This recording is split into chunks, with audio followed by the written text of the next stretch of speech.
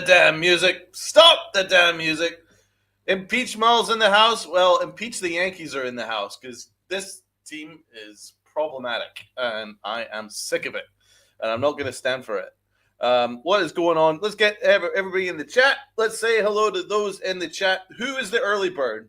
The early bird appears to be Sunil. Oh my God, that photo looks like Boone overdosed on X-Lass. I know that was deliberate. I wanted you guys to really enjoy looking at Booney Ball's face because he was the one that was culpable for this one. John the Beagle Dad, good to see you in the chat. Got Dev in the chat. Got Jonathan in the chat. We got Mr. Barros in the chat. Good morning, everyone. What is this? This team is a disgrace. It is. It absolutely is. We got Lou in the house. Good morning, Lou. How are you? What's going on? Right, let's talk about this. What a mess. Lack of fundamentals. Again, come back to bite us in the ass. Aaron Boone. God, I don't know what to say about this manager anymore. I'm just sick of it. It's the same thing. Every year, it's the same thing. It's nothing has changed since 2018. Nothing. It's like we've watched the same movie.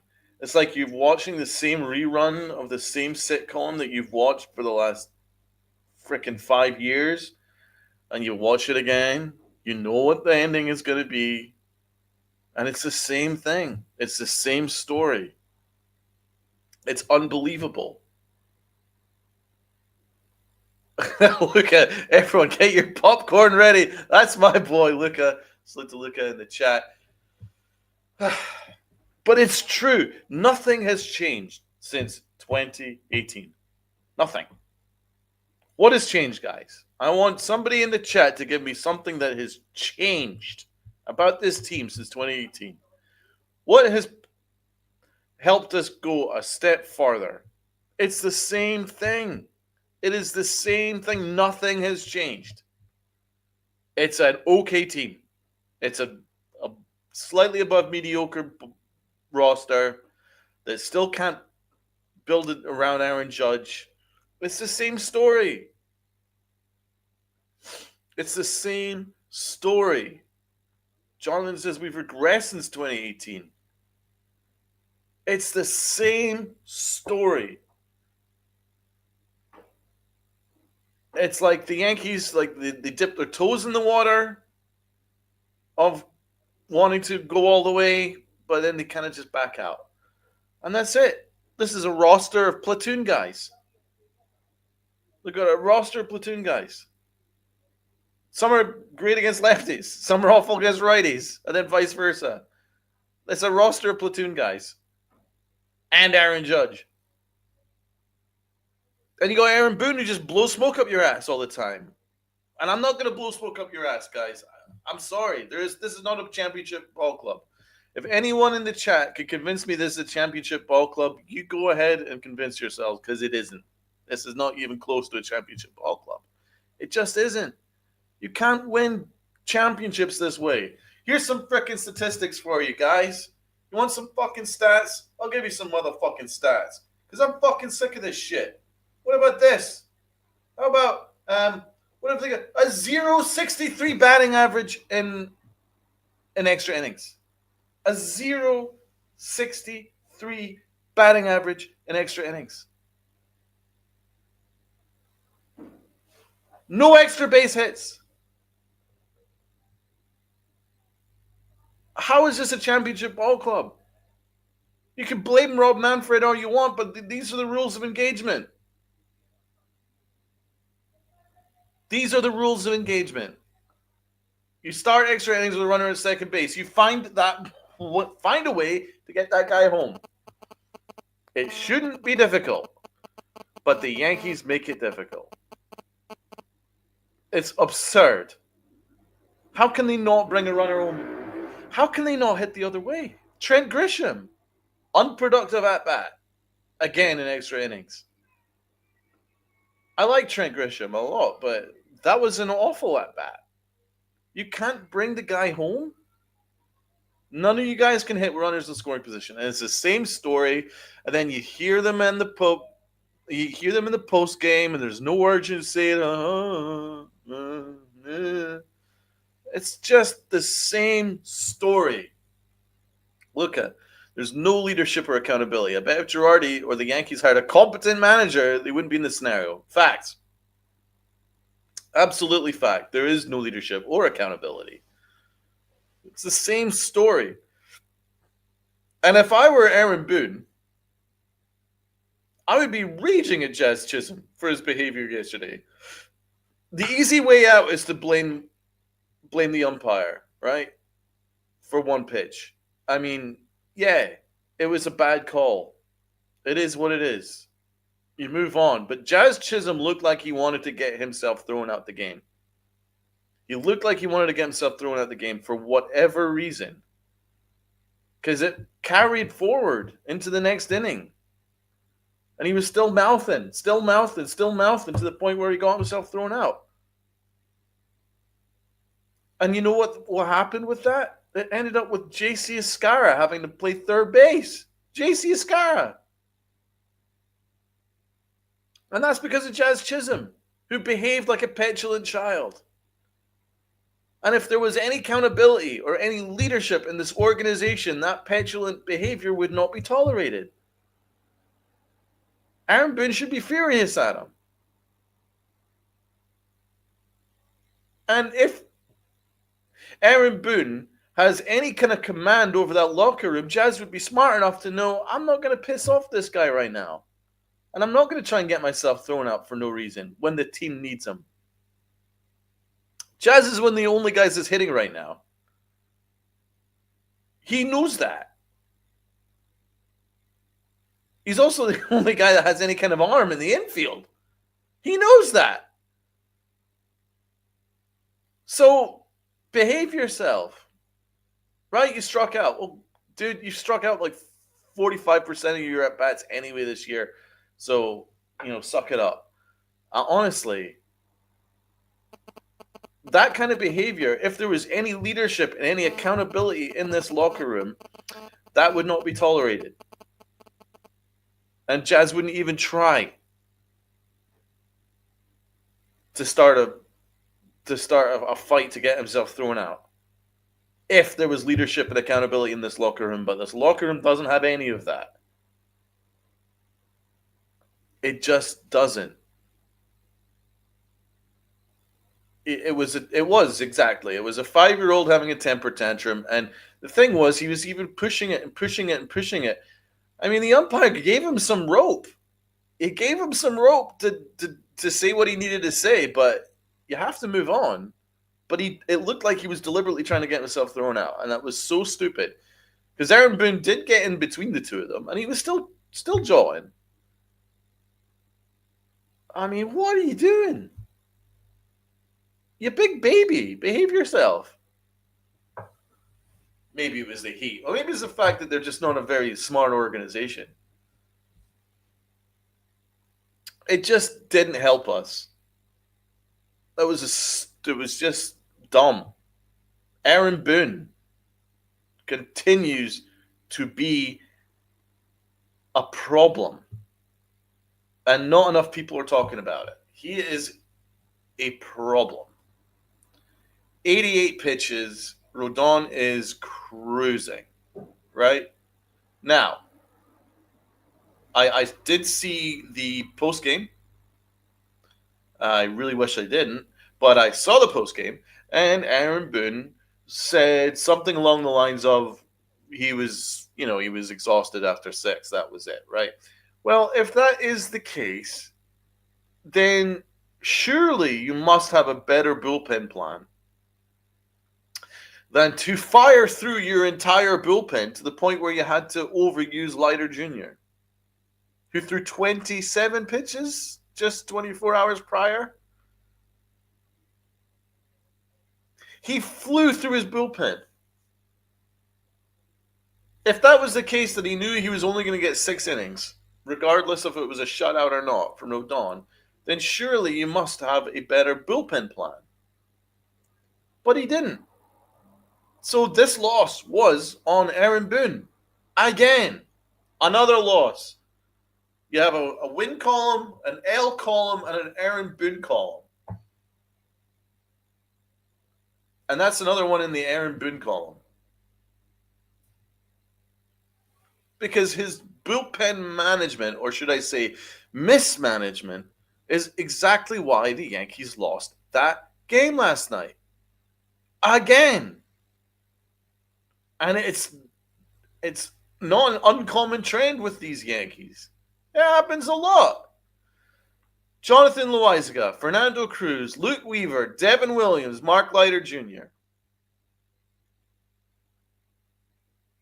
He went through 5 bullpen arms. Right? He went through 5 bullpen arms and your starter gave you 6 shutout. If that isn't bullpen mismanagement, I don't know what is. How do you go through 5 bullpen arms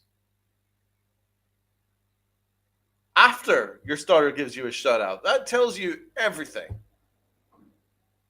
Aaron Boone, the problem with Aaron Boone, and it's been very prevalent for years, is that he loves to kind of like get himself involved in games which he doesn't really need to get himself involved in.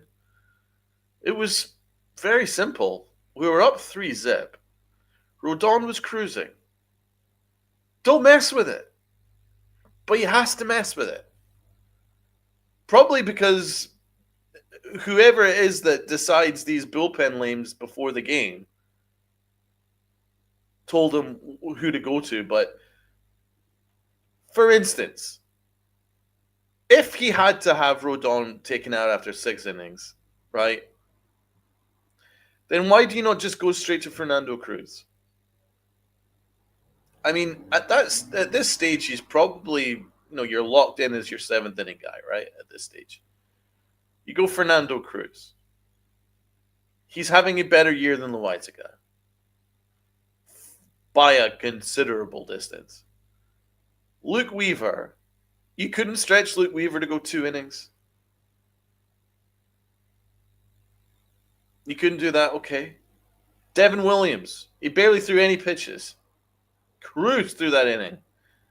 You couldn't have stretched him out for an extra inning? An extra out or 2? No, you couldn't do that. You had to overuse Mark Leiter Jr. That's what I'm talking about. Bullpen mismanagement. He mismanaged that bullpen. Mark Leiter just ended up having to just pitch a ton of pitches that he didn't need to throw. Having thrown 27 the night before. What is going on? Stevie B in the house. What's going on? Demon D in the house. What's going on? Egyptian Magician in the house. Then barking the umps don't help in the long run. It prevents us from getting the close calls. Umpires remember and pay them back anytime they can. That's true. Absolutely. That's a very good point.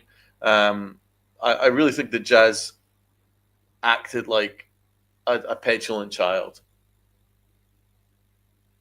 I mean, it says to me that this team isn't locked in on the wins and losses, because if they really cared about getting that win last night, don't you think that Jazz would have done everything he can to be on the field? To just shut up and take it and then just try and help the team the next inning instead of getting yourself thrown out? It just says to me that there's something going on at the top. There is something going on at the top, and I don't like it. There is a lack of leadership. There's a lack of accountability. There's a lack of in-game smarts. There's a lack of fundamentals. This team is completely incapable of hitting in extra innings.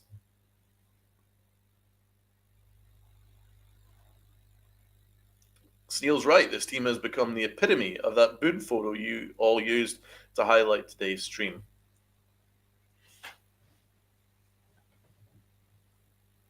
There's a lack of baseball smarts. And I'm sick of it because it's been going on for years. If this was just a 1 year thing, 2 year thing,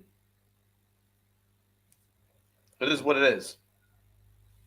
But this has been going on since Aaron Boone became the manager. And it's not all about just ganging up on Aaron Boone, but you just have to call the facts for facts. You have to call it for what it is. He just doesn't seem to care about that stuff. And if he did, then he's obviously a really bad manager because nothing changes.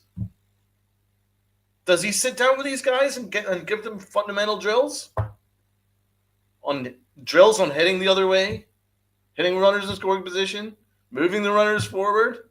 Do they do any of that? If they do, then that means he's a really bad manager. If they don't, that doesn't say too much about his management either. John Bazzini, good to see you in the chat. Been a Yankee fan since 1962. Boone needs to go. His decision making stinks. You're getting a star for that. I mean, it's great to have fans since 1962 in the chat. First of all, so that's awesome. Second of all, you know your shit because you've obviously watched the whole freaking story through the 70s, through the 80s, through the 90s, even the thousands, and now up to now. You've seen it all, man. And I mean, I completely agree with you. It's the same story, and it's exhausting. It's exhausting. It's the same story. It might have a different chapter, but the ending's always going to be the same. And that's been the story of Aaron Boone's premiership since 2018. You might have a different chapter or something thrown in, but the ending's always going to be the same. And the ending is going to be disappointment. I can see the future. No, honestly, I can see the freaking future. This ending is going to end in disappointment. Because we're already seeing it now. And nothing changes. Nothing changes.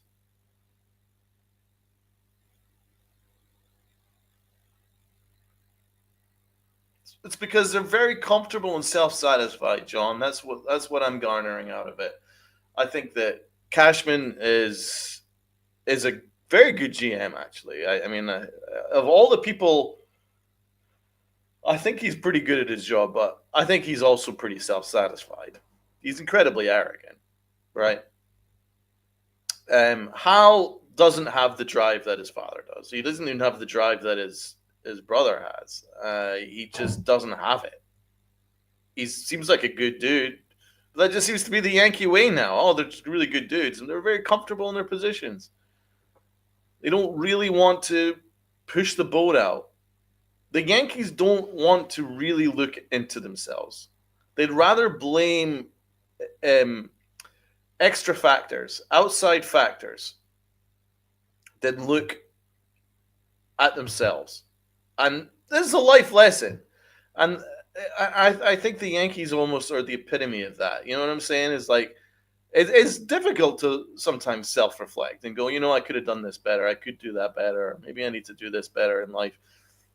That's the Yankees, because they just don't do it. They just don't do it. They seem to double down, treble down, quadruple down on the same thing. Introspection, that's it. They don't really introspect, because here's the perfect example of that. They've been criticized widely for their use of analytics, right? Not the fact that they are an analytical driven organization. All the best teams are analytically driven, right? The Dodgers are, for instance. So that's not. I don't criticize them for being reliant on analytics. It's their usage of analytics. There's clearly some issues with it because it's not really helping them, is it? Right? But remember, they were supposed to do an analysis of their analytics organization. They were supposed to kind of go through all that stuff. Yeah, how did that work out? And nothing happened with that at all. Fishman's still in charge. Fishman is a problem. So they've not really fixed that issue. Okay, right. How about the issue where the organization just seems a little bit too soft, right? Aaron Boone doesn't really have a plan B as to find another method to get through to certain players in the locker room to drive them that extra 10% further. They just don't really have it. They're a pretty soft organization. I mean, I don't think I'm saying anything out of school there. In fact, I'm trying to be polite about it. They just don't really have that extra 10, 15% um, that they're going to push to try and win on that day. They just don't really have it. They don't practice fundamentals. They don't look particularly bothered after the game. This is just it's been pretty much that same story over the last couple of years. And nothing's really changed with the coaching staff. They keep extending Aaron Boone. Why did they pick up Aaron Boone's option and then extend him? Make that make sense. I don't know how that makes sense. Again, make that make sense. Why would you pick up somebody's option and not just let him play out that option? The option's there for a reason. That's why you had that inserted in the guy's contract. A team option. That's why you have that inserted in someone's contract. A team option. You pick up that option, you see how that guy does. Right? If they don't do the job, then you can move on. But no, they pick up the option and then extend him further. What did he do over the course of that contract for you to go, oh my God, we have to extend him now?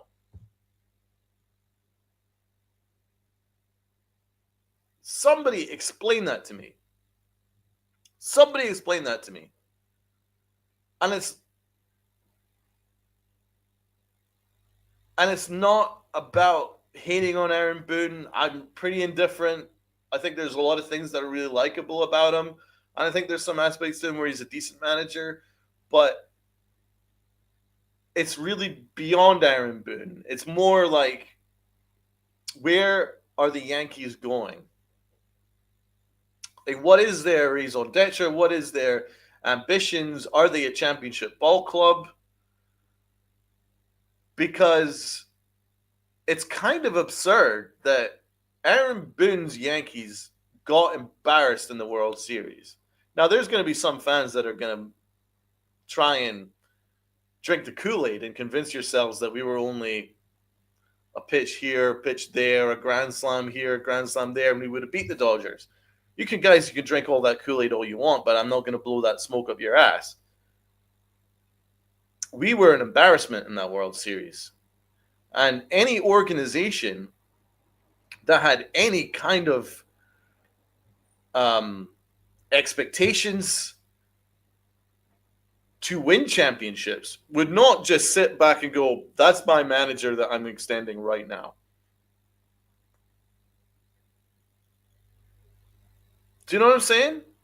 Putting in Nestor Cortez to give up the grand slam. It's pretty much universal that game one was a large reason why the Yankees didn't win the World Series last year. And the Yankees are sitting back, front office sitting back going, that is the guy that we have to extend very quickly in case anybody else steals him from us. It doesn't make sense. And then after the Dodgers won, they spent the next 2-3 weeks, even a month, literally laughing at the Yankees' lack of fundamentals, telling jokes about us. Apparently, we were the joke of the playoffs, right? And the Yankees are like, we have to bring Aaron Boone back really quickly. That doesn't make sense. It doesn't make sense. I mean, just look at the Knicks for an example, right? The Knicks went farther than they have in 25 years, and they fired their coach because their coach didn't have them playing at a level that they'd expect. And that's true. It's just like, if the Knicks, who hadn't gone as far as they had since last year in 25 years, they fire their coach, But the Yankees, who actually make a World Series, which they haven't made since 2009, but play horrible baseball, embarrass themselves, you know, it's same story. And then they're like, "Why do I have to bring Aaron Boone back? I have to extend him quick, quick, quick." Why? Just pick up his option. I completely agree with picking up his option, but he has to play out this year. Prove it to us. Prove it to us that you can get us back to the World Series. Prove it to us that you can get this team playing better than you had last year. Instead, they extended him for no reason. And that's just part and parcel of it. Again, I don't really necessarily hold Boone entirely responsible for how this season is starting to plummet, but it's almost like he's a figurehead to it. It's it's an example of why the Yankees are just not the same Yankees as what we grew up with, or what we've been told that they are, or what we've been told that they represent. You know, we were convinced that the Yankees, the NY, the pinstripes, this logo represents winning, represents greatness, blah blah blah blah. That's what they sell themselves on. They sell their tickets on pride and pinstripes and history and championships and all that stuff. But in reality, under the current regime, since 98, not 98, since 2018, I should say, since 2018, they're actually getting kind of laughed by other organizations.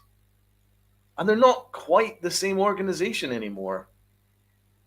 They don't really represent winning anymore. Do you know who represents winning right now? It's the Dodgers. They represent winning. And the Yankees are far too comfortable, far too self-satisfied.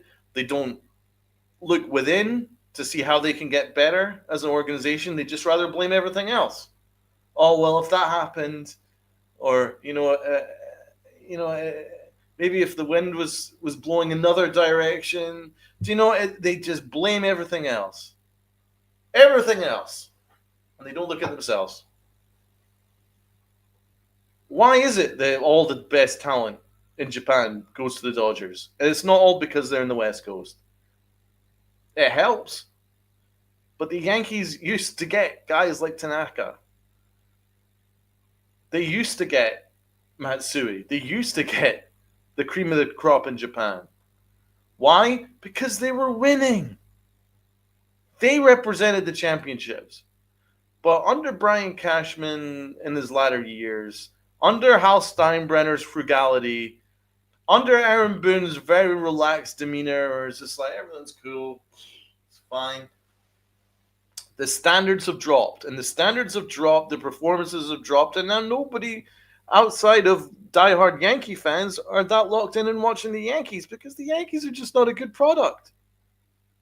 I'm promising you that we are very fortunate to be in the American League. We are not that good a ball club, because if we were in the National League, we would not be a playoff team. We're just not that good a ball club. Do you know what this kind of reminds me? It reminds me of this team. Kind of reminds me of the Cleveland Cavaliers when LeBron James was in his prime. It's very similar to that. It's like it's carried by one guy, Aaron Judge, and the rest are a bunch of scrubs, and they're taking advantage of the fact that they had a weak Eastern Conference. But once it gets to the playoffs, then they start getting found out. And that'll be the same story with his Yankees.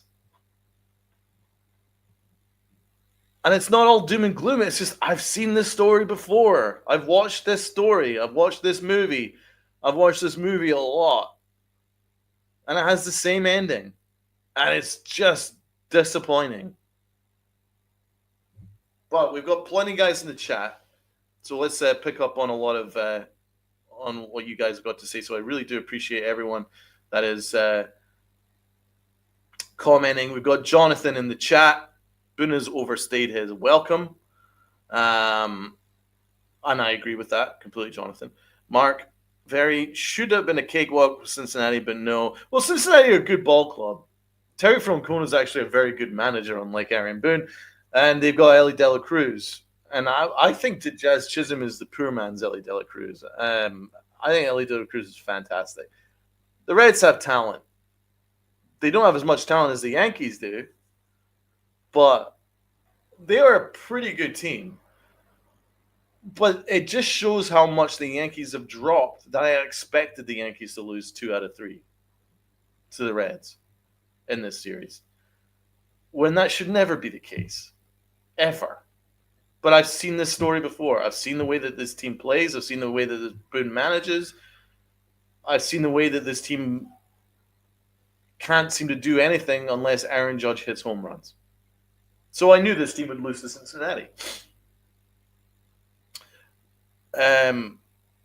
Mets fan. Boone isn't on the field hitting, pitching, and oh God, I'm not entertaining that excuse anymore. Not entertaining that excuse anymore. It's not happening. Come up with a better reason. Egyptian magician. Good observation. Thank you. Lou.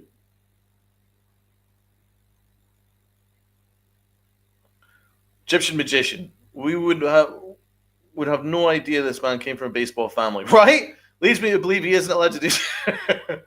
Exactly. I think it's an analytically driven thing. Salute to the CT Cards in the chat. Sean Browning in the chat. Right now, the players don't deserve to wear the uniform. Only a couple do. How about their record in extra innings, especially on the road, John? You're spot on. You're absolutely spot on, and we're going to get into that in a minute. Look at the chat. I'm sorry about a part. This should be topic of Judge not being a captain. He's a great player and hitter, but he's not a leader and isn't clutch. Well, he certainly isn't clutch. But, I mean, I don't know. I'm kind of giving Aaron Judge a pass here because I just don't think the rest of this roster are up to his level. And that's on the Yankees. I mean, if you've got somebody that's giving you the kind of season that Aaron Judge is giving you, with like a 1,500 OPS and like a 360 batting average and second in the majors in home runs, he's doing everything that you can ask him to do. But the rest of the team isn't that good, and that's on the Yankees. Yeah, he isn't that clutch a player, but he's kind of all we have. He's a great player, though. Don, what is your opinion on punting on this season? They're not going to do it.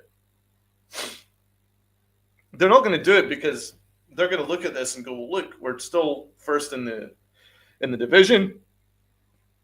We still could possibly, get to they're likely to get to the playoffs even if they're really bad. And maybe a little bit of luck, they can sneak in an ALCS again. That's what the Yankees' thinking is. So they're never going to punt. They didn't even punt when we had a losing record a couple of years ago. So they're not gonna punt. But I'm just saying, cap your expectations, guys. How about Volpe? Supposedly another can't miss prospect. Oh, dude, John. Oh, don't get me started on Volpe. He doesn't impress me. He can't hit a goddamn fastball. You're right. Absolutely right. We'll get into that in a minute. Frank Rivera. Jazz has to grow the F up. You are right. He does. Absolutely. Deb Finch in the chat. Francona Hall of Fame manager, Boone Hall of Fame puppet. Frank is spot on. And that's why Nick's comment, the Mets fan, saying, oh, well, Boone doesn't manage, he doesn't field, he doesn't hit, he doesn't feel, he doesn't pitch. Right. But you can't tell me that managers don't have an impact. Look at what Francona's impact is on the Cincinnati Reds and tell me that managers don't have an impact. Managers have an impact. It's too easy just to go, oh, well, the manager doesn't hit, he doesn't field, he doesn't pitch. Right. But managers have a rule. Otherwise, there wouldn't be any managers. Right? Frank Kona is a Hall of Fame manager. And look what he's doing with that Cincinnati Reds team. Don't have a lot of talent, but he's got them significantly better than last year. Look what he did with the Guardians. Look what he did with the Red Sox. And tell me that managers don't make a difference. They very much make a difference. Very much so.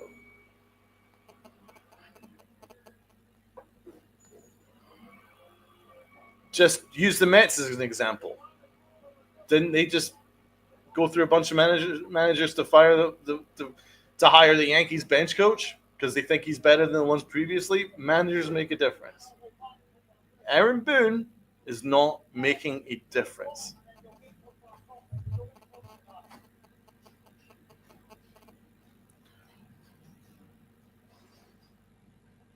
That's it. That's my point. 2025 American League equals LeBron East when he was with the Cavs the second time.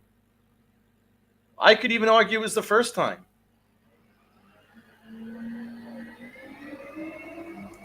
Right. You guys have a top 10 pitcher out for the season. Don't underestimate the huge production you have to fill with Cole out. That's not Boone's job. That's Cashman's job. But, dude, the starting pitching's been fine.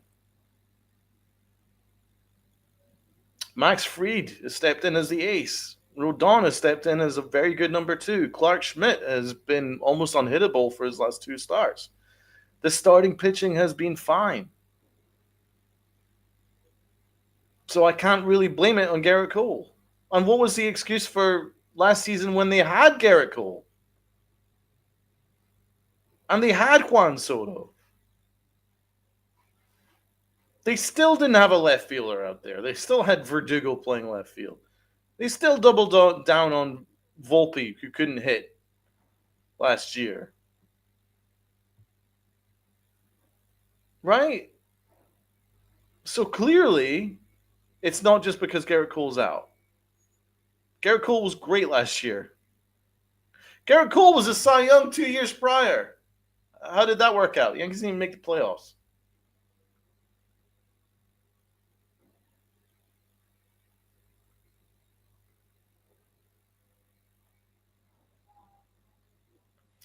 In this June swing, the pitching has been nothing short of outstanding. Yeah, the pitching, what can you possibly say more about the pitching?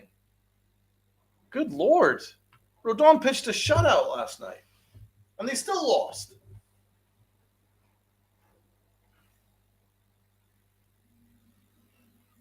I'm sorry, it's nothing to do with Garrett Cole being out. This is an organizational thing that starts from the top.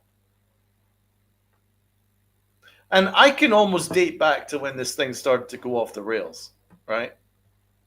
It was when they went against their organizational decision and moved Jazz Chisholm to third base. That's when shit started to go off the rails. That's almost the precise point. Because they spent all off season, an entire spring, planning on Jazz Chisholm being their second baseman. And it started off well. He was playing a very good second base. Then the Yankees had to go about and change it.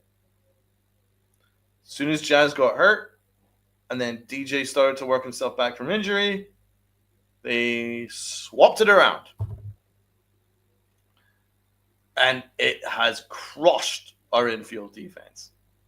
Jazz is not a good third baseman at all.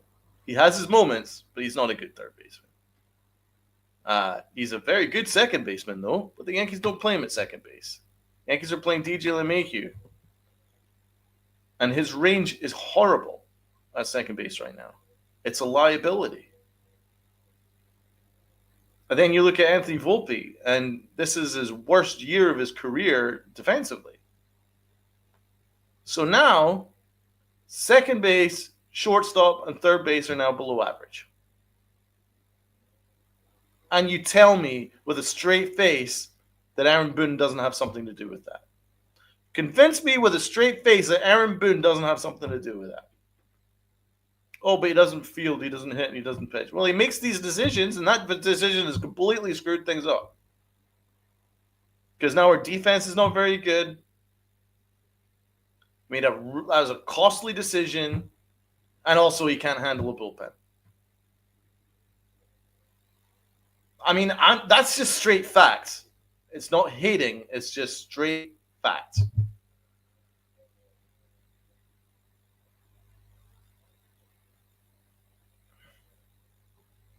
No will whatsoever to play small ball, 100%. This team is a home run or bust team, 100%. If y'all are enjoying this chat, if y'all are enjoying the facts that you're getting some facts from me here, hit that like button and support this channel. If everybody could please take the time to hit that like button for us, support the channel,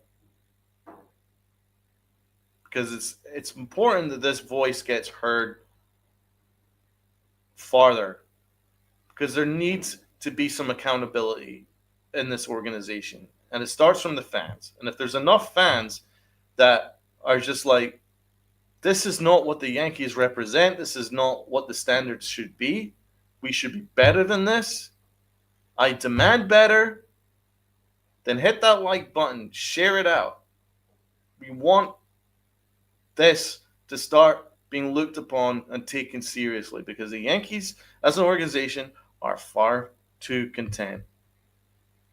I'm not going to sit here and tell you that this is a bad team. No.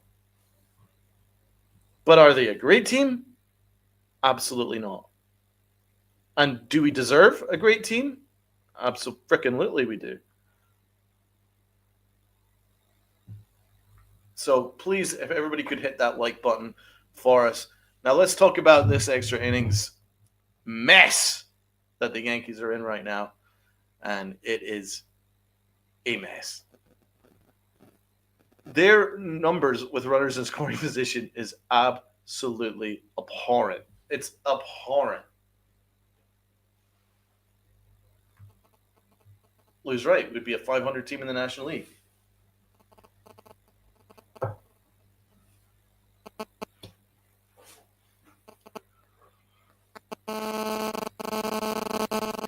I don't know.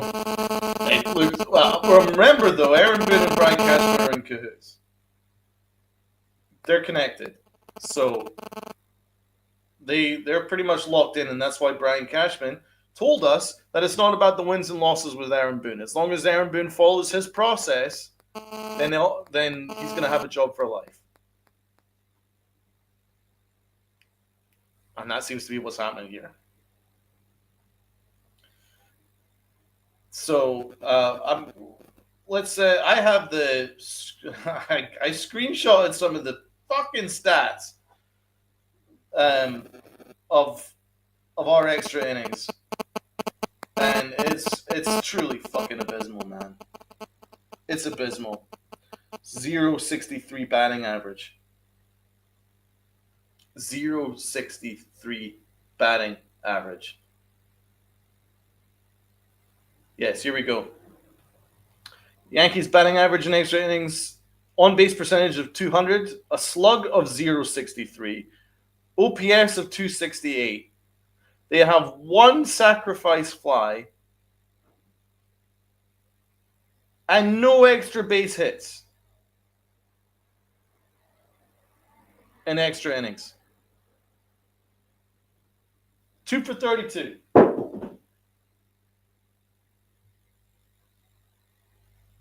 Who's to blame?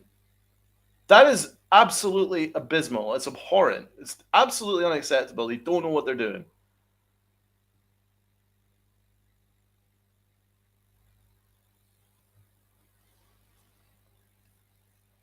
You just sit and watch that. As soon as we went into the extra innings, I just knew we'd lose. Why? Because this Yankee team can't play in extra innings. And they're just far too content with that. It's kind of hard not to score that runner over. And the Yankees managed to do it every time. Michael K pointed out Trent Grisham not hitting the ball the other way. Lack of fundamentals. You can't hit a sac fly. You can't drop down a bunt. You don't even need to bunt. Hit a ground ball the other way. Productive outs.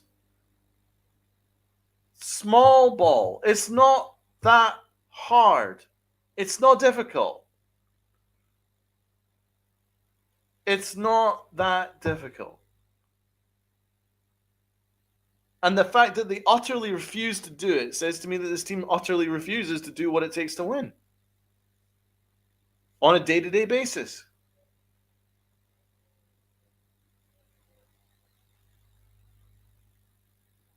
So why should I suddenly think that in a close game in the playoffs that the Yankees are suddenly going to learn how to hit with runners in scoring position and drop down bunts and move runners over?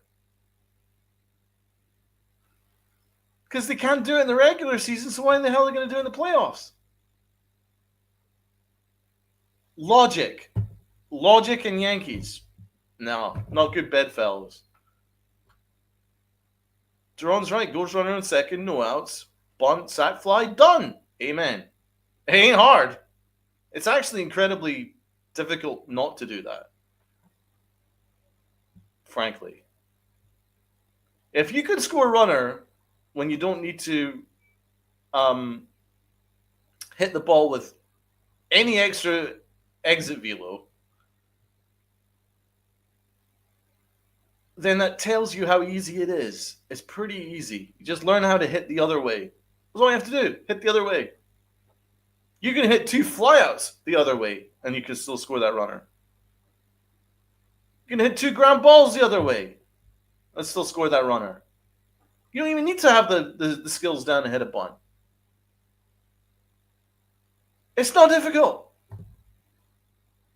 And the Yankees have speed.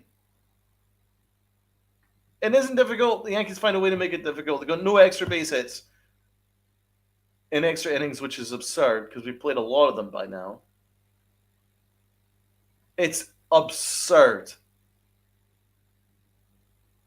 And the Yankees' winning record in extra innings under Aaron Boone is like since like 2000. I think they're like 13-26. Top of my head.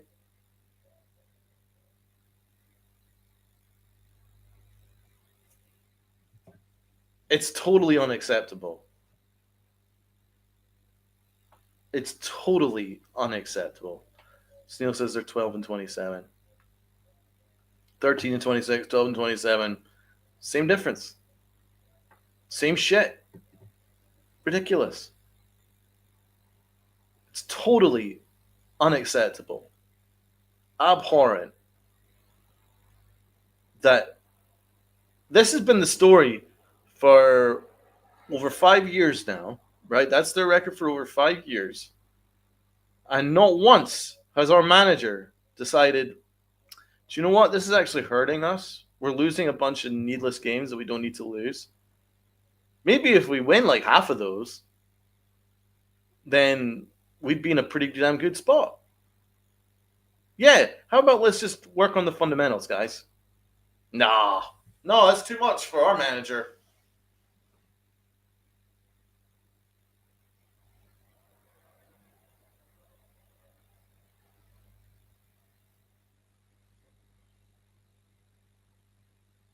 %30 win rate in extra innings is absurd.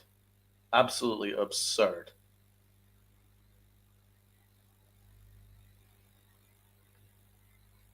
Those are those SAT words we know. See, I've got a good noggin in here, man. I've got a good for words. Malfeasance, abhorrent. What it is, it's abhorrent malfeasance. I'm sick of it. I'm absolutely sick of it. It's been the same story. Same story since 2018. And the Yankees are being justified because there's a lot of pom-pom waivers still out there going, well, it's not Boone's fault, or, oh, these players are great, they're just going through a little slump. They're just not that good. this team looks like a. Do you know what this roster looks like? It look like our lineup looks like. It looks like a platoon lineup. There's a bunch of guys that should be platooning, and they're kind of playing every day. Trent Grisham, I think, is an ideal platoon player. Anthony Volpe is an ideal platoon player. He's not an everyday shortstop. Absolutely has no business being an everyday shortstop.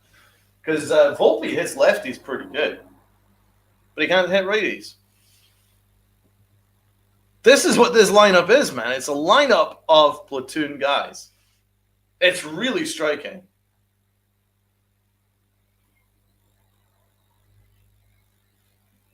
This is probably unpopular, but I actually think this team is good. I think the inconsistent playing time is ruining the players.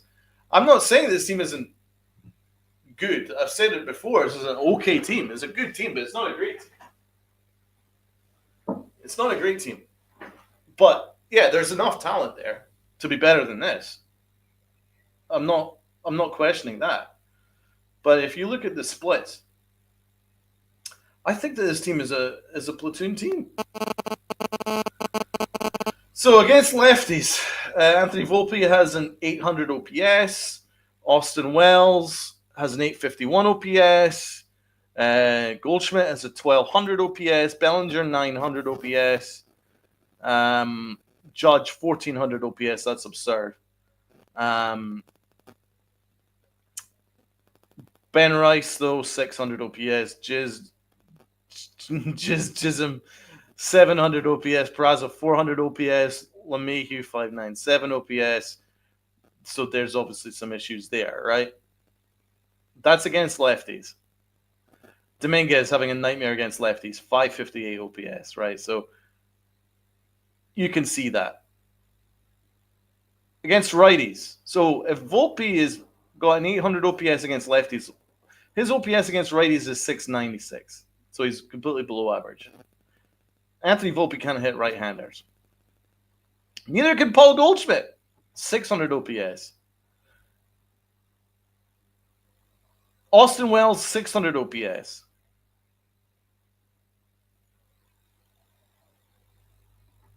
This is a trend. Trent Grisham against righties, 897 OPS. So he's good against righties. I'm telling you, Trent Grisham's a platoon player. I'm telling you, the Volpe's a platoon player. Ben Rice has an 880 OPS against righties, 624 OPS against lefties. He should be platooning and hitting every single day against righties.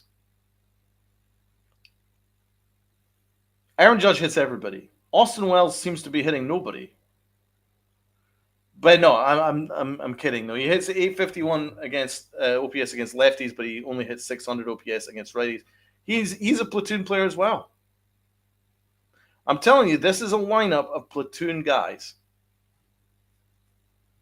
You just need to figure out how to make that work. Now, Jazz Chisholm, 700 OPS against lefties, doesn't really hit lefties. Well on over 800 OPS against righties. He hits righties. This is a platoon lineup. Paul Goldschmidt, just a 600 OPS against righties. 1,200 OPS against lefties. This is a platoon lineup. And the problem is, the Yankees are continuing to play guys like Anthony Volpe and Austin Wells every single day when they have no business to play every day. Grisham's playing every day when he has no business playing every day. These are guys that need to be playing situationally. They're platoon guys at this point. And by the way, that's not going to help too much when you're in the playoffs. You need guys that you can trust that can hit lefties and righties. They don't have enough of that. Got Judge that hits both lefties and righties. Got Stanton. But Aaron Boone has been playing Stanton as a platoon guy right now. There's not enough guys that can hit both lefties and righties. And that's a problem. That's why I don't really love this lineup.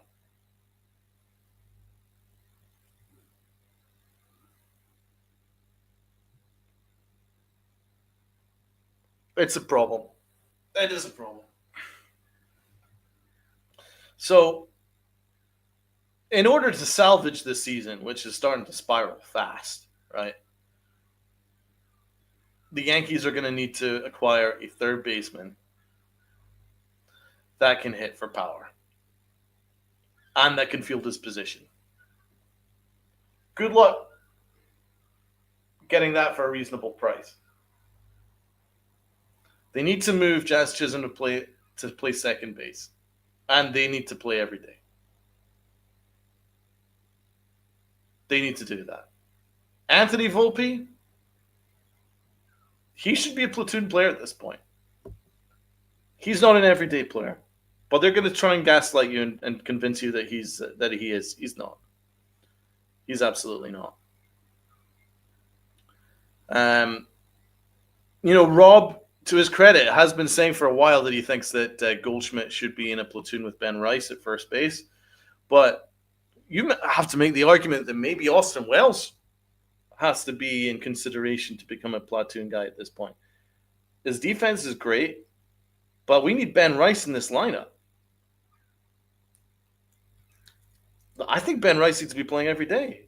He's the one of all of our prospects that we're playing. Volpe, Dominguez, Wells, and Ben Rice. Ben Rice is the one guy that has been mashing. Absolutely mashing. And he's the one guy who they don't really have a spot for. They need to try and get him at bats every day. I've been disappointed with Austin Wells, but his catching has been great. I'm disgusted with Anthony Volpe. I know he hit a triple yesterday, but let's be honest, it was a single. But their center fielder misplayed it, and it bounced over his head. That's a single. It should have been a single and a two-base error. Anthony Volpe has been getting a lot of generous decisions from the scorers this series. Dreadful throw that cost us a run. Not called an error. Ridiculous. He's not a good player. He's just not. So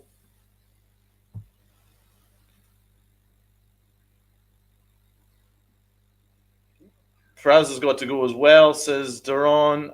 I think he's a really good bench player. Can't play too often, but his glove is great. His glove is much better than Volpe. He's a much better shortstop than Anthony Volpe. It's not close. It's striking how much better his arm is than Anthony Volpe. It's striking how much better his arm is in general than almost any infielder. So I think it's too easy just to blame Peraza for everything. He even showed it yesterday before Aaron Boone took him out again, of course. He's got a phenomenal glove. It's freaking beautiful. Second base, third base, shortstop, beautiful glove. Can't hit a lick. I'm not going to say otherwise. He clearly doesn't hit a lick. But I love that glove. And I do think that that's something that should be utilized. So I'm not really going to blame him. Yeah, I mean, I'm not saying that he can't hit for shit. He certainly can. But that glove is good, and it's useful. And he's made some great plays even yesterday. He can make plays that Anthony Volpe couldn't dream of making plays. Don't you just love how one-dimensional players we are on this roster? Yeah, love it. Jazz is actually one of the few guys that actually offers us something a little bit different, but he is quite petulant, and that is a problem. And he really needs a manager that's tougher on him than Aaron Boone.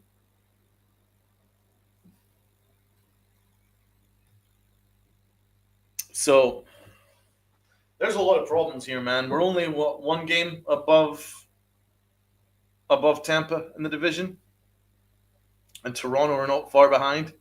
By the way, Boston are only 6 games behind the Yankees, and they're a game below 500. That says everything about how mediocre the Yankees are. So y'all don't convince yourselves that this Yankee team is this great team. They're not. They really aren't.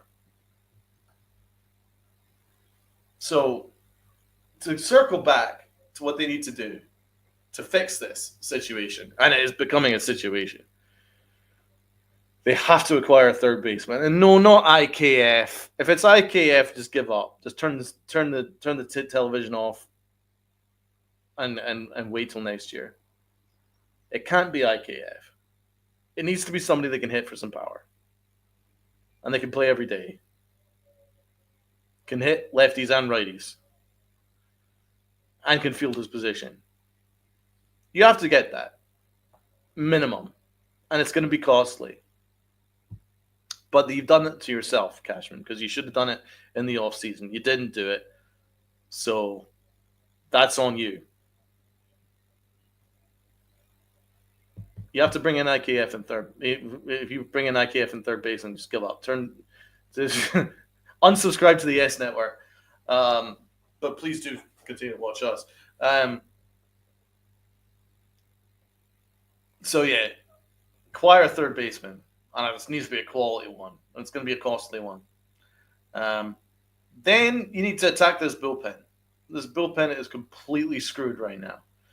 The Yankees, for some reason, don't really like swing and miss stuff out of their bullpen. Well, they need to start acquiring some swing and miss stuff out of their bullpen. At least one arm that is legit swing and miss stuff. Legit high 90s fastball that can touch 99, 100 on the gun. They need that. They absolutely need some swing and miss stuff out of this bullpen. So they need a third baseman. And they need a sensational arm out of the bullpen.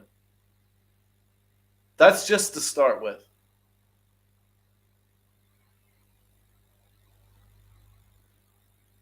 That's just to start with.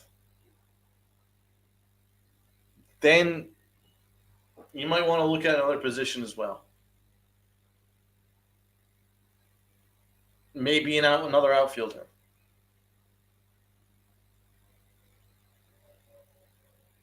It just seems like there's almost too much.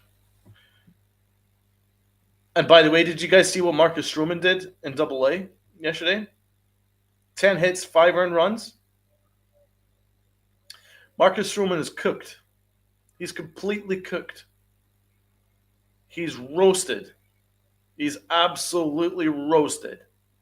He's finished. Finito. Nada niente. Done. Dusted. Horrible. Disgraceful. Every single word that you can think of, that's Marcus Stroman.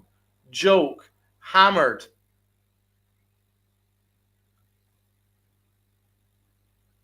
Kaput. Anyone have got any other words? That's Marcus Stroman. Completely and totally roasted. So maybe we need a fifth starter as well, guys. It's starting to wrap up. It's starting to really ramp up the kind of issues that we have.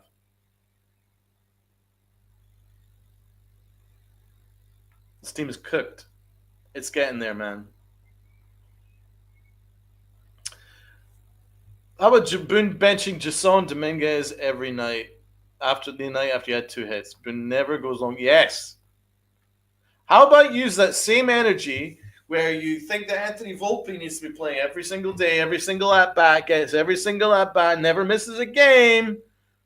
But how dare they play Jason Dominguez more than 2 days in a row? You don't tell me that there's special treatment in the Yankee organization. What up, Mr. Metcalf? You telling me that there aren't special treatment in the organization where Jason Dominguez is treated as just nothing more than a platoon player who's supposed to be the Martian, supposed to be your hottest prospect, but I assume it's because he's not from New Jersey and he didn't meet Derek Jeter as a child. But he can't play, but Anthony Volpe needs to play every single day. Anthony Volpe has been much worse defensively than Jason Dominguez has been in left field when Dominguez has playing left field.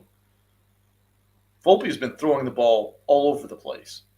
And if Goldschmidt wasn't playing gold glove caliber defense at first base, I can promise you Volpe would have 20 errors already this year. 20. And it's not even an exaggeration. That's how bad Anthony Volpe has been defensively. He has been, I'm going to use that word again, abhorrent defensively. Horrible.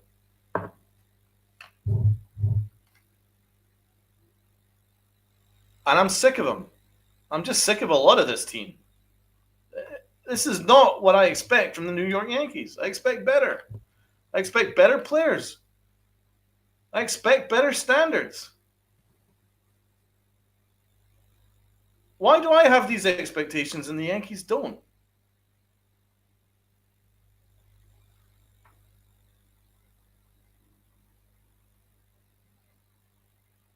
So for all those that are like, Anthony Volpe is a gold glove shortstop and he made Derek Jeter. Well, here we go. He has a -1 range fielding. His arm strength is in the 37th percentile. Range is in the 39th percentile. Batting run value considered below average. 45th percentile. Base running value considered average. Fielding run value considered plain average. But he's a gold glover. No, he's not. Argue a wall.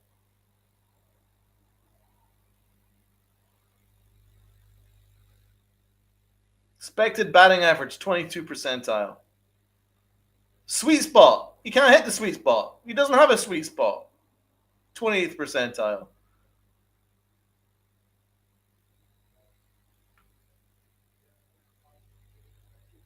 The only thing that he gives you, which is considered good, is he doesn't chase too much. And he has solid speed. That's it. But this is the face of the Yankees, everybody. This is who they're selling. This is who there's going to be an Anthony Volpe bobblehead night coming up. Anthony Volpe bobblehead. Why? Tell you why. Because he's from New Jersey and met Derek Jeter.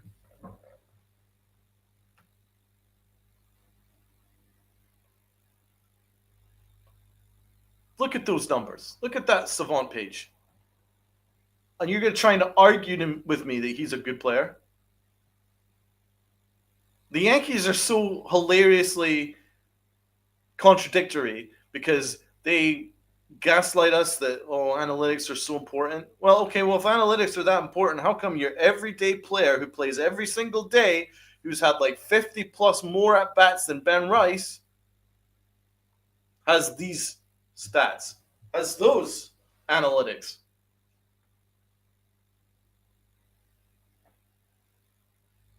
It's absurd. Absurd. And they can't seem to get at bats for this guy, Ben Rice.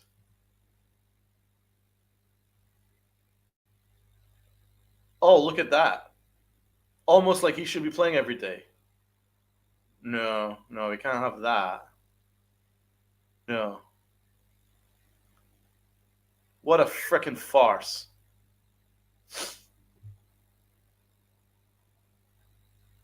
It's jersey sales to women. Exactly. Women, kids, and people from Jersey. Italians from Jersey.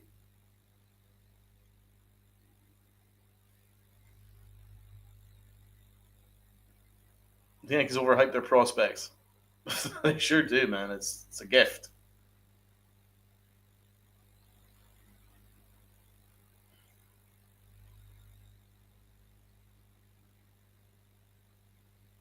You're right, Jonathan. It's a very underrated point. As long as the Yankees make money, not much will change.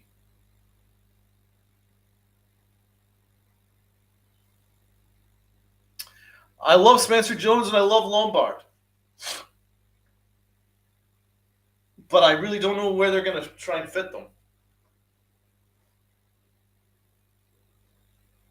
Are they going to play Lombard at third base, even though he's a better shortstop than Volpe?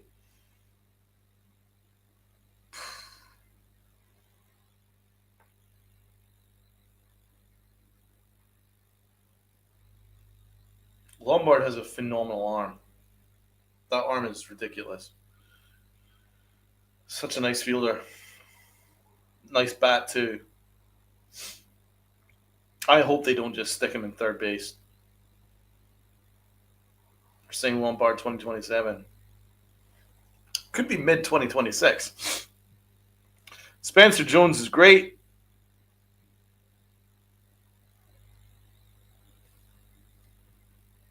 I love Spencer Jones. Absolutely love him.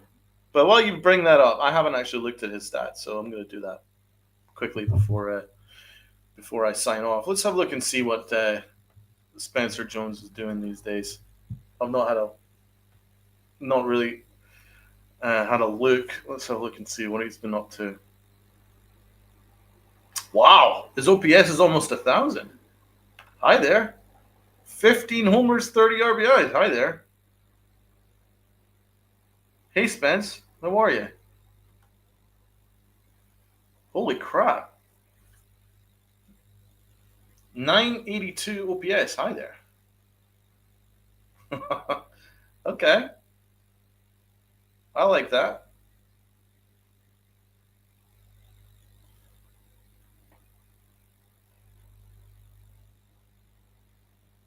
Almost a 600 slug.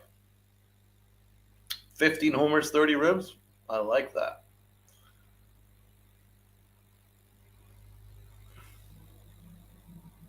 Okay, well, there's some hope there. I like that. Let's have a look and see Lombard.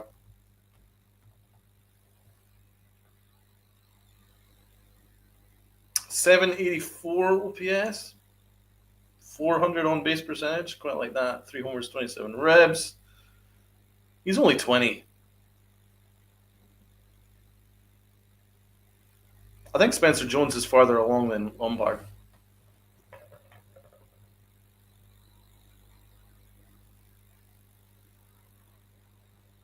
First, the Yankees need to get through this mad 40-man roster crunch this offseason. 5 major prospects need to be added to the 40-man. Very, very good point, Aaron.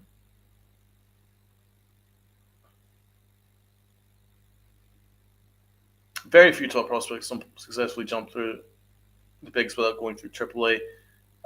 Yeah, I still think that AA is really your development league, though.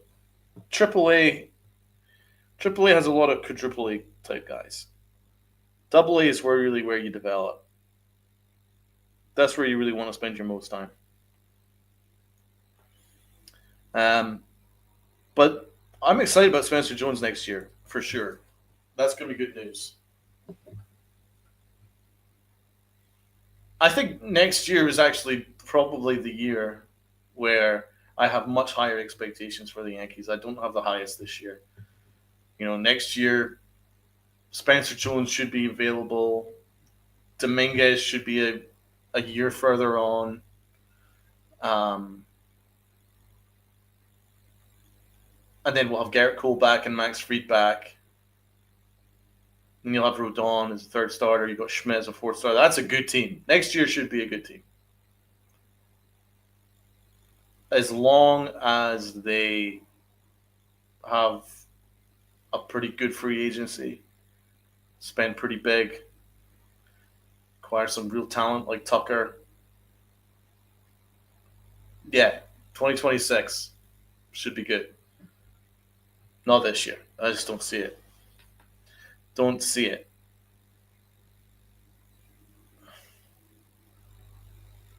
But really do appreciate all those comments from Duran as well as John Bazzini. Right, what's John Bazzini got to say here? Do any of you believe that Trent Grisham is a legitimate leadoff hitter? No. Next. That's the problem. The Yankees don't have a legit leadoff hitter. That's why I think this lineup is the platoon lineup. It really is. It's Aaron Judge and some platoon guys. They need an everyday leadoff hitter. They don't have an everyday leadoff hitter, and I don't know who it's going to be. It can't be Volpe. He can't hit. Who's going to be Jazz Chisholm? Can maybe make the argument that Jazz Chisholm, but he kind of has too hefty a swing to be an ideal leadoff guy. So probably not him. Austin Wells has got 700 OPS. That can't be him. Who are you going to go with? DJ LeMahieu? There's 500 OPS? That can't work. Can't trust him to play every day either. Goldschmidt? He's only hitting lefties. Goldschmidt's probably your closest, but you're going to hit lefties. Cody Bellinger? Maybe? Maybe. I don't know. Maybe Cody. Maybe Cody. It's not ideal. That's why this lineup isn't well constituted. They don't have an ideal leadoff hitter. They don't really have an ideal cleanup hitter. They don't have a third baseman. And that's why this lineup is starting to even out. It was fun, but it was a total anomaly. April and May was a total anomaly. It looked good. Everybody was hot at the same time. But now baseball is a great equalizer. Now they're starting to regress to the mean, and this is more what I think this Yankee team is. Like, they're still good. I'm not sitting here telling you that this is not a good team. There's still every possibility that regardless of what happens tonight, that they maybe beat the A's. But there is a ceiling to this team unless they have a magnificent deadline. Like a crazy deadline. Crazy good deadline. And I just don't see it. I've never seen Brian Cashman have that.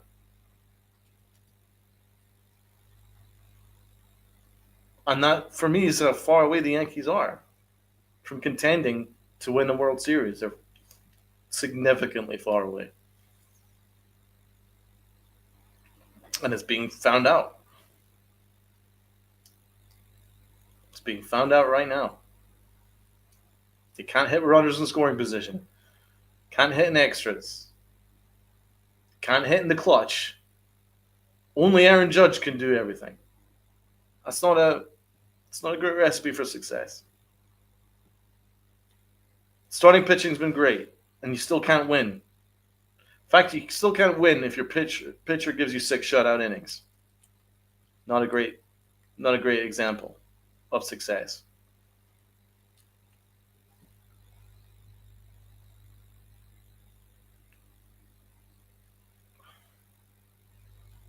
I like Jason Dominguez. Yeah, he could be a leadoff candidate. He's kind of got what you look for.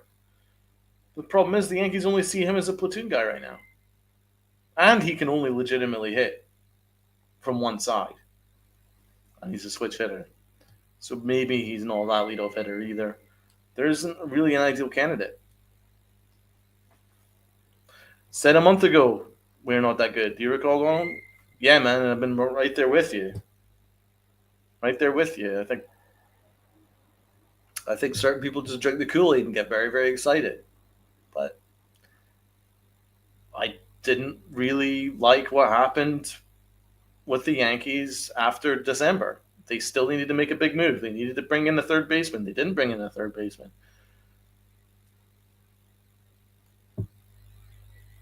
So I've always had minimal expectations. And this is pretty much where I'd expect them to be. This is kind of it. In a race, in a tight race to win the division.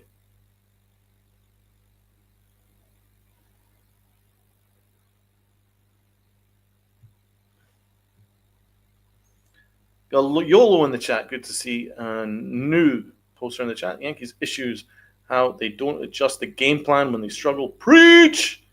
They're getting pitched away, and top players are like, wow, spot on. And they keep using their whole body instead of bat to ball skills. Spot on. Absolutely spot on. That's a great point. One of the best points of the day. Just look at the way that Anthony Volpe's hip keeps swinging open, that he's so far out in front to the point where it looks like he's kneeling at swinging.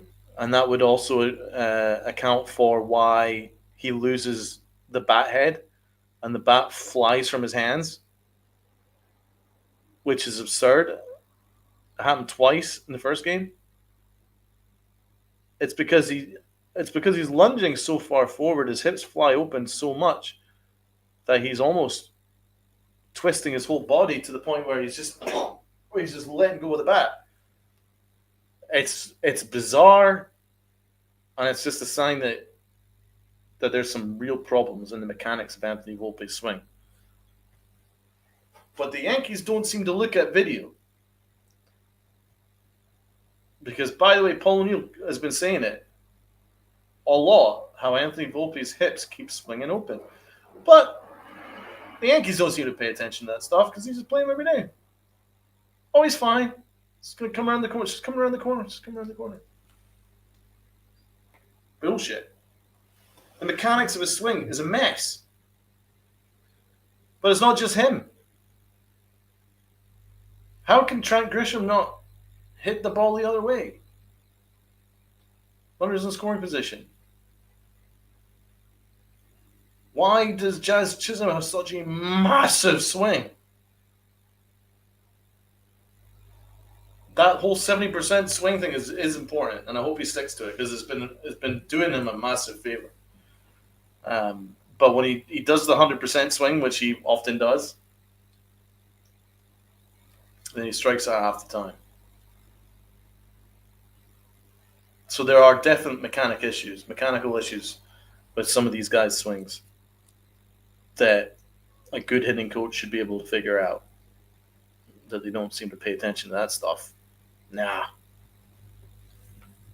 Luis Ariz, I like him. I don't know where he necessarily fit, though. He's not a great third base. He's not a good defensive third baseman. Doesn't hit for power. We actually need power. We need somebody that can hit 20-plus home runs. But that's what I was beating that drum. I was beating that drum all winter. Get a third baseman now. Get a third baseman now. But Brian Cashman ignored it. Because he wanted it, and probably because of Hal Steinbrenner making demands about their payroll.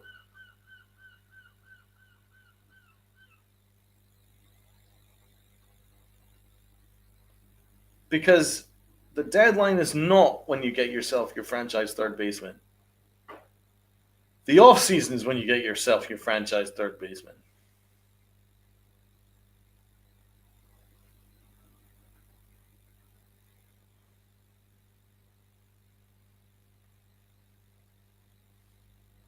They should have attacked it in the offseason. They didn't do it.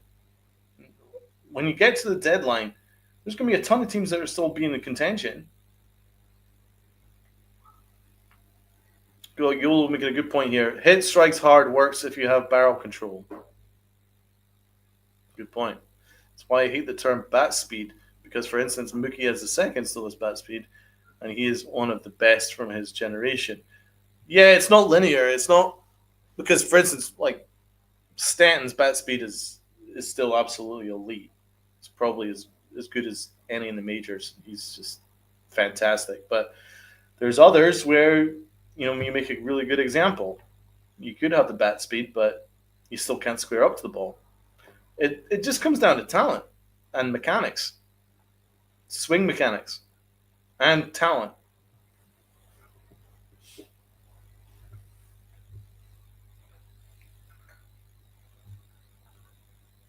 Hit strikes hard. I hate that term anyway, to be fair.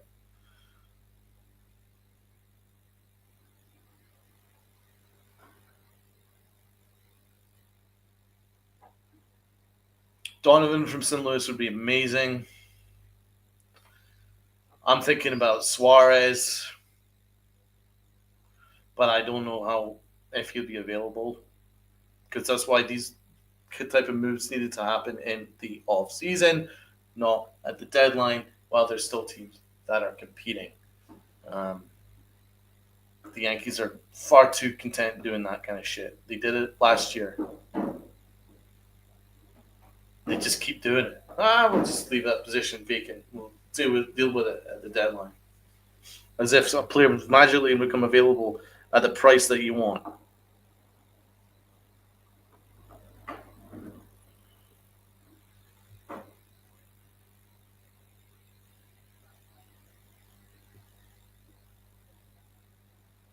I just don't know what kind of approach they can go with Volpe, though, bro. Because remember his first year, he hit like 20 plus home runs, but his batting average was awful. He was making no contact. Right? So they tried to overcorrect it. Less power, try and make contact. And he was much worse last year, where he actually gave you no contact and he gave you no power. This year, it's almost back to his rookie year, where his power numbers are up, but his overall productivity is below average. That's him. I think that's him. I don't really think there's anything that you could do with Volpe. Like his swing is awful. Like there's so many mechanical flaws to his swing. You can see it. His hip flies open. He's always out in front. He never barrels the ball. And and the bat literally flies from his hand, which I've never really seen before. And I've been watching baseball for decades, and I've never seen anyone with such loose control of his bat that it literally flies from his hand. It's very weird. And it's not just me hating on him, and I'm certainly not a fan, but I don't understand. How can he not control his bat? Why is it always flying from his hand? And it's not just this year. And last year as well. A ton of times last year.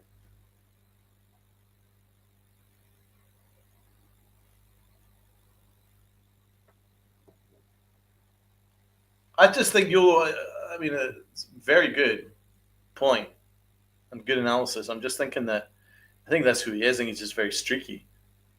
Like when he's on, he's okay, but when he's off, like his mechanics just completely fall apart. And John's right. Volpe cannot hit a good fastball. And he really can't. He can't square up to a fastball. And that's pretty much baseline for a major leaguer. You have to be able to hit a fastball.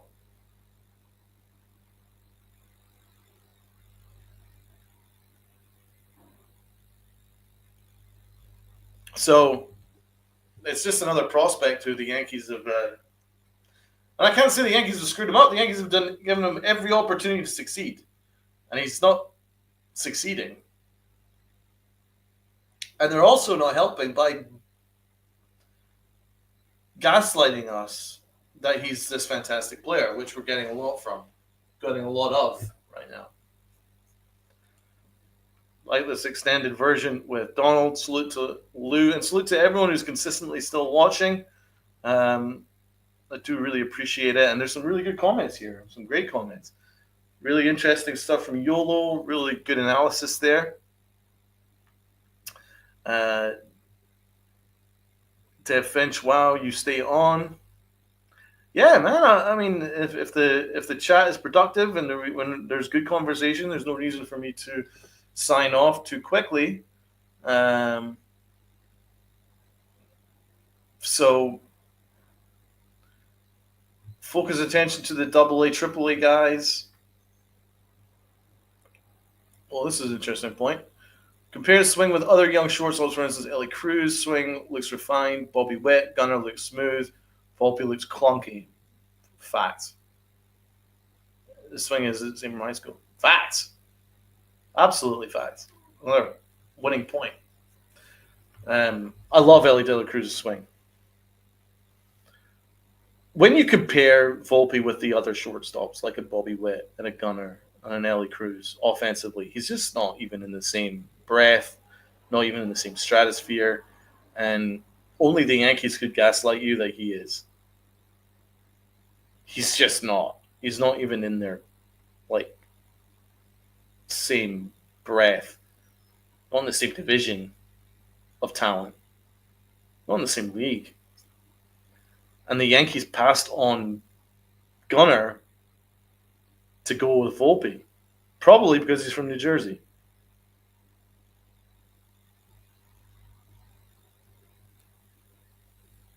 Donald, we don't. That's not an excuse, man. We managed to pick Aaron Judge, who's a Hall of Famer. We passed on Anthony Volpe. No, we passed on. I should say wrong. We passed on Gunnar Henderson to select Anthony Volpe. We have had the opportunities to get good picks. We have to be better. You don't have to tank to have talent.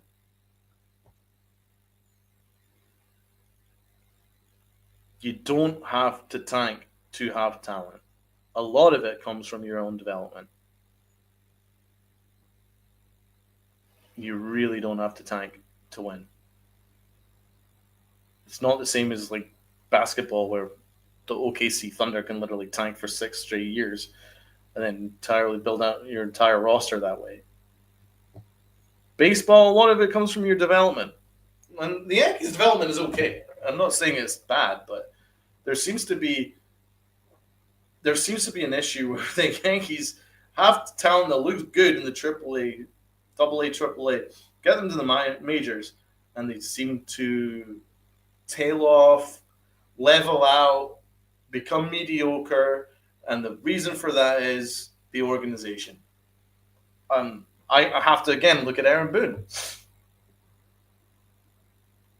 I have to. Because we look at the previous regime, which Brian Cashman had to kick out, but we had Rob Thompson, a brilliant baseball mind, knew the Yankees system inside out, held the Yankees to account, ran our spring trainings, tough coach, fair coach. Rob Thompson, very good at development. Pena, fantastic at development. Great coach. All the good things. We had those guys, right? Joe Girardi, tough coach, but very smart. Very smart. Call him Binder Joe for a reason. Rob hates him. Don't know why. Very good manager. Those were good coaches back then. That's 3 very good coaches that when a prospect comes up, that you can develop them. From good baseball coaches. Experienced. Emphasis on experience. And it helps them. Absolutely helps them. Because there was standards. There was discipline. You have to have discipline. You can't just have guys eating cupcakes and ice cream. You have to have discipline as a manager. You have to have discipline in the coaching staff. You can't just have guys that are just best buddies because you're going to perform as shit as the Yankees have performed when there's no accountability. The Yankees' previous coaching staff, there was accountability. And that was ideal for prospects to come up. And anyone that can debate that, well, how about the 2017 team? It was probably the best Yankee team that I've seen. They played hard. I mean, obviously, talent-wise, the best team was last year, but they had Aaron Boone. So they didn't really need to play that hard. 2017, it was a young team. You had Gary Sanchez, who was just coming through. He looked great. Gleyber Torres looked great. Aaron Judge. You had these prospects that were looking good. And Joe Girardi was cultivating them. And they were playing hard. and they were playing above their level. Brian Cashman had to fire him because he didn't feed them milk and cookies every day.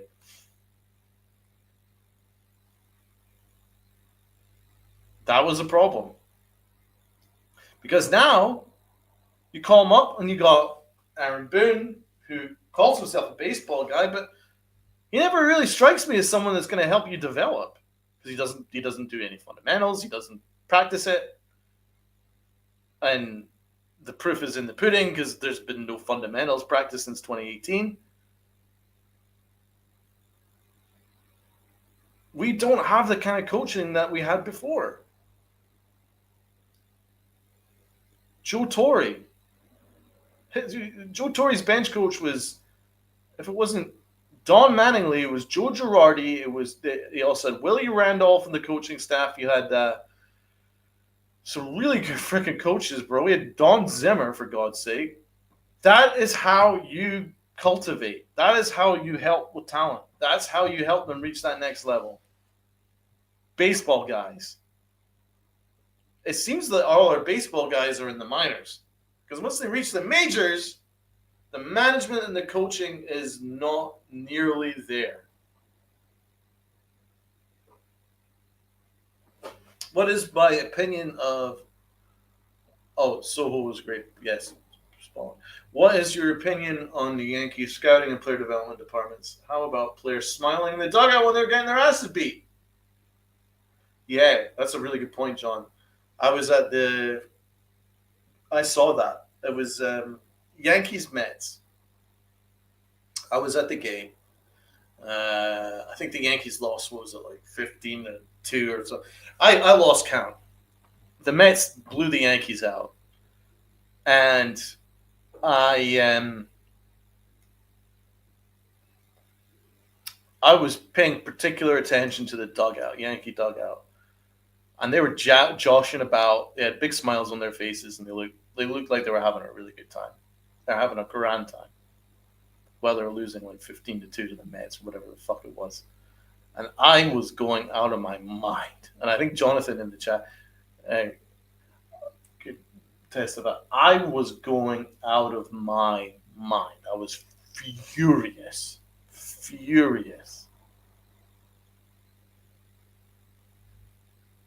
Discipline. If you're getting your asses beat, don't josh around and make it look like it's cool. Take it seriously. What is my opinion on the scouting and player development departments? I think it's solid. I think it's better. I think there's I think Tim Nearing's very good. I think there's some good guys. But the problem is it's not changed much. It's kind of basically the same. A lot of the same guys are in the same positions as like 2000. And I think that's part of the problem. Like they need younger faces in the organization. Mike Fishman's still been in that fucking position. And he stinks. That is one rotten fish, man. But the player development department, I think it's fine. My biggest issue is maybe just like how would I put it? I think it's good to a point, but I think it's once they reach the majors is my biggest issue because we've seen it.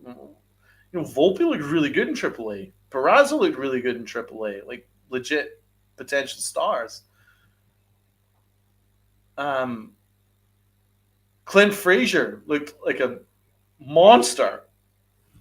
I can't miss prospect. Gleyber Torres started off on fire. Gary Sanchez started off on fire. But I'm telling you, I think it starts with our coaching staff. I don't want to blame it all on Aaron Boone, but he seems to be the figurehead of a lot of our prospects struggle with Aaron Boone. They do. They love him, but who wouldn't love him? I'd love to go for a beer with Aaron Boone, hang out with him. He seems like a great guy. I don't know if I want him as my manager to help help develop me though, and that's what it comes down to. And I don't love his coaching staff either. So I don't necessarily blame the Yankees scouting. I don't necessarily blame the player development department. I think their biggest issue is management at the major league level. I just don't think there's enough baseball guys there, and I don't think they practice the fundamentals, and I don't think they practice discipline, and I don't think those things are helping our young players' development because they're developing lazy um, approaches. Anthony Volpe is not a lazy player, but his approach is kind of lazy.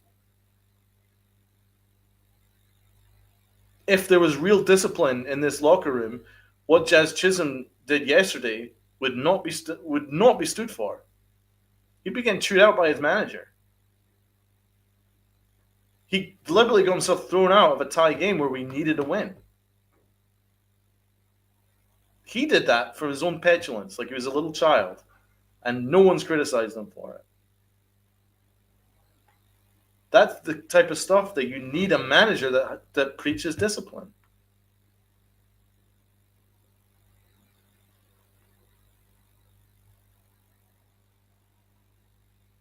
Yeah, our old prospects started off good, but then they all went by the wayside. And Duhar, I don't.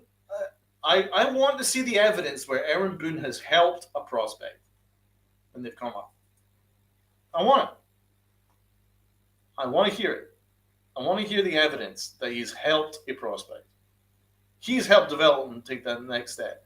Because he doesn't do it. Nothing changes. Lazy approaches, lack of discipline. That's the kind of stuff that a manager needs to be on top of. He doesn't do it. That's why I've been saying for the longest time that the Yankees need to change at the top. And it's not about hating Aaron Boone, and I could still make the argument that Aaron Boone is one of the better managers in baseball, but I don't think he's the right manager for the Yankees. And that's not about hating on somebody. That's just shooting from the hip. But I believe that my expectations on the Yankees are different than the Yankees' expectations on the Yankees. I still hold them to the standards of what they've built their entire legacy on, championships. But they don't hold themselves to that standards. And that's why they haven't won since 2009. And that's part of the problem there, Lou. They are very content. They have done a miserable job. Now, people can blame Aaron Judge for his lack of hitting in the clutch. I get it. I'm more annoyed with him in the playoffs than in the regular season. I can't criticize him in the regular season. I mean, he's just a one-man juggernaut. I mean, it's crazy what he does on his own. So I'm not going to criticize him. I'm criticizing the lack of team around him. It's only a good team around him. It should be a great team around him. You've got him on a steal of a contract. You can't put together all stars around him. You should be able to. They can't do it. And then they blame everybody else. They blame everything else. No, it's your fault. Acquire better players. Stop blowing smoke up the ass of players that aren't very good. Dude, what they did with Andujar was absolutely disgraceful. He had a rookie of the year caliber year in his rookie year, and then the second year they didn't have a position for him, and then they were flooded with trade requests for him. We could have gotten all kinds of talent for him, all kinds of talent. And Cashman, who had no plan for him, didn't know where he was going to play him, rejected them all. And he continued to do that right up until the year before he got DFA'd. He also went public and said, we're still getting trade requests for Andujar. Still getting trade calls for Andujar. Well, cool. Take it so you don't DFA him next year. What did they do? Rejected them and DFA'd him the next year. And you're convincing me with a straight face that this Yankee team has a forward-thinking vision.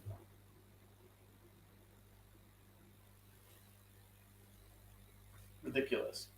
Absolutely ridiculous.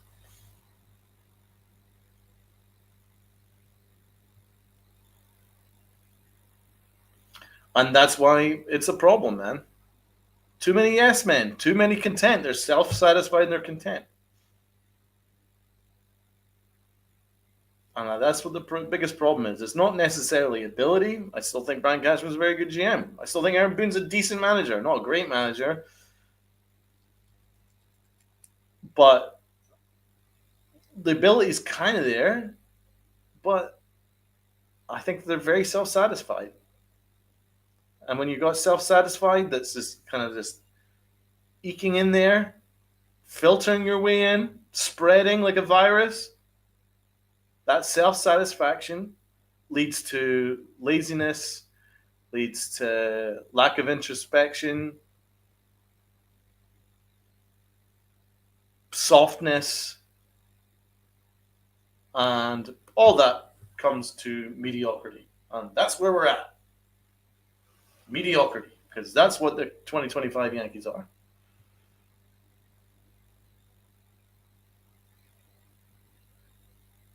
All right there in front of us. Very frustrating. Very frustrating. But what isn't frustrating is those that have sat and gave us your reasoned takes and listened, and we've had some really good conversations over the last hour and 45 minutes. I really do think that, do appreciate that. Now it's time for this old guy to get some lunch. But would I like to see the Detroit's manager leading the Yankees? Yes. Absolutely. You kidding? Dude, I want Alex Cora, the Red Sox manager, to be the Yankee manager. I don't care where they're from. I want good management in charge of the Yankees. I don't care where their background is. AJ Hinch is a very good manager. Frank Cohen is a very good manager. Alex Cora is a very good manager. I want to see good managers in charge of the Yankees. I want Donnie. Oh, dude, A-Rod would be great. A-Rod is a baseball savant, man. He should have a role. And by the way, if you listen to... Oh, Posada would be perfect as well. I completely agree. Posada's actually been my choice for a while. If I was to choose a manager, that would be an ex-player would be Posada. For sure. And I'd want Derek Jeter to head the front office. Not as GM, but as president. And then you can hire a GM. Because I've heard Derek Jeter in interviews, and he can't criticize the Yankees too much. But what he does say is things like, he makes it pretty clear there seems to be a lack of discipline in the organization. I think Posada kind of intimated that as well last year. There seems to be a lack of discipline in the locker room, and a lack of toughness. And you kind of have to read between the lines because they're never going to go out and publicly say it. But if you read between the lines, A-Rod's kind of been criticizing the Yankees. Jeter has and Posada has. You just have to read between the lines. They've been critical of it. So it's not just this fan, and it's not just us. I think the Yankees of yesteryear that won watch this and go, this isn't the Yankees. This is a farce. Good to see Jared in the chat.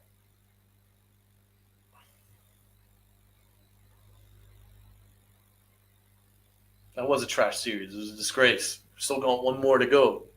I don't really care if they win or lose in this game, and they still lost the series to the Cincinnati Reds, and there's a big problem here. It's a big problem here.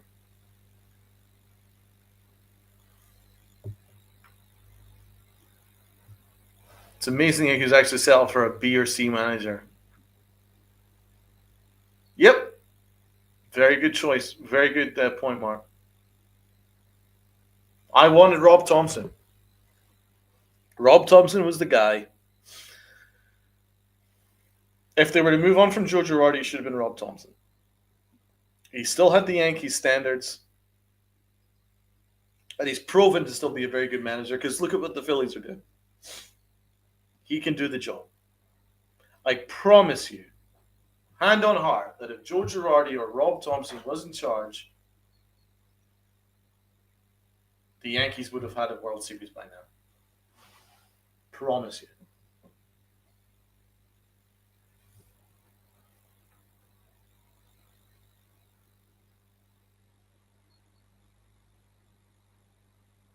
Yeah, Al Patrick. He was a he was a pretty good candidate, but I was really locked in on Rob Thompson. I thought Rob Thompson was the guy because he did our springs. But Al Patrick was certainly a decent candidate. I also quite liked Hensley Mullins, who we talked to for a while. But yeah, Patrick was a decent candidate. To be honest, the only candidate that the Yankees interviewed back then who I didn't want was Aaron Boone. The rest of them, I was like, I can see the case. Mullins, maybe, Patrick, Thompson, Pena, all those guys. I was like, I'm cool with all of them. Just don't get me the ESPN announcer. But here we are.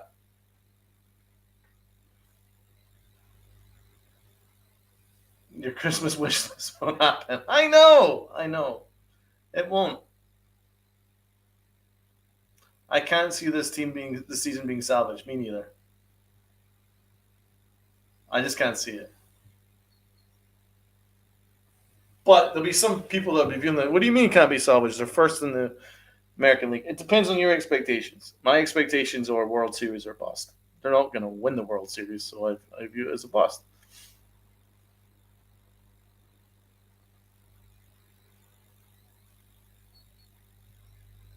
I'll have a safe flight, man.